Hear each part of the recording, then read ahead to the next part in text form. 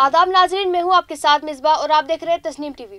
चलिए रुक करते इस वक्त की बड़ी खबरों की तरफ। राष्ट्रीय स्वयंसेवक संघ आरएसएस के रहनुमा इंद्रेश कुमार हफ्ता को दरगाह हजरत निजामुद्दीन पहुंचे। दरगाह पहुंचकर उन्होंने चादर चढ़ाई और मिट्टी के चिराग जलाए।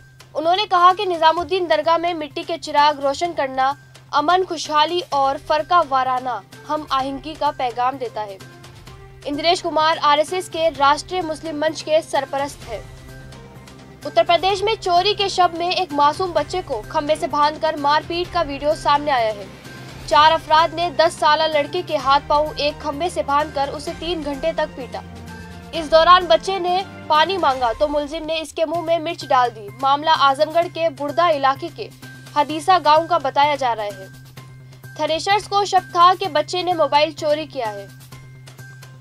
बस्ती में खौफनाक सड़क हादसे में कार में सवार एक ही खानदान के 5 अफराद जाँ बहक हो गए। तेज रफ्तार कार हाईवे पर खड़े कंटेनर से टकरा गई। तसादुम इतना शदीद था कि पूरी कार कंटेनर से टकरा गई। हादसे में मियां बीवी, मां और बेटी मौके पर ही जाँ बहक हो गए, जबकि शदीद जख्मी बेटा अस्पताल ले जाते हुए रास्ते में ही दम तोड़ गया। यह हादसा मंडोरा थाने इलाके में खुजूला पुलिस चौकी के करीब पेश आया। वहीं लखनऊ कमिश्नरेट पुलिस ने आवाम से दिवाली का त्योहार महफूज और अमन तरीके से मनाने की अपील की।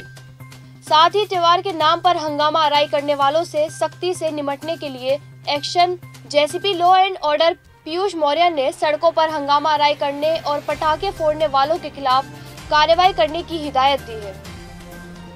कानपुर के बदनू थाने में पुलिस हिरासत में मौत का मामला सामने आया है।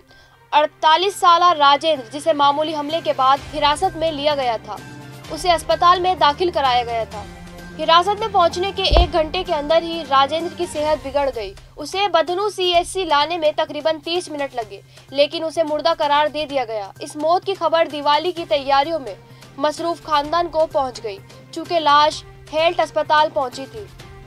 फिलहाल की खबरों में बस इतना ही। मुल्क और गैर मुल्क की तमाम खबरों के लिए देखते रहिए तस्नीम टीवी।